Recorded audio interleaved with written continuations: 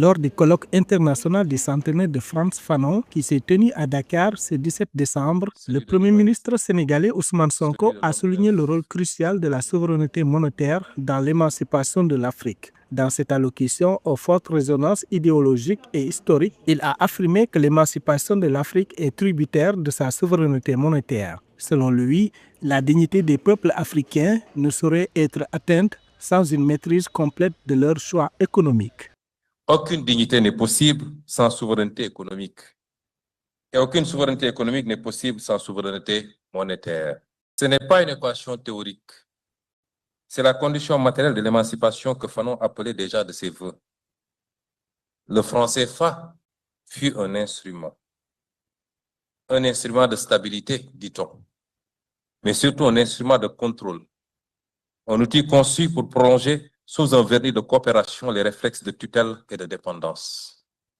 Il a structuré nos politiques publiques, contraint nos stratégies, corseté nos ambitions, limité nos marges de manœuvre et, plus profondément encore, il a façonné nos imaginaires économiques. Il a installé l'idée qu'une monnaie africaine autonome serait un risque, un pari, voire même un luxe. Revenant sur l'héritage des francs CFA, Ousmane Sonko y voit un outil de contrôle et non de stabilité. Le Premier ministre affirme qu'il a corseté les stratégies, contraint les politiques publiques des pays de la zone et plus largement figé leurs imaginaires économiques. La réforme inachevée de l'éco en est une autre.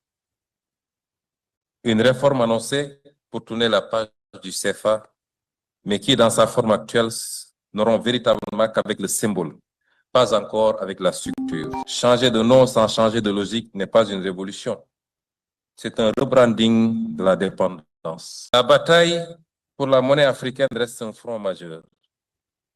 Un front politique, certes, mais aussi un front culturel et psychologique. Pour cette prise de position, Ousmane Sonko prolonge l'appel du militant anticolonialiste martiniquais Frantz Fanon, décédé en 1961 à Washington.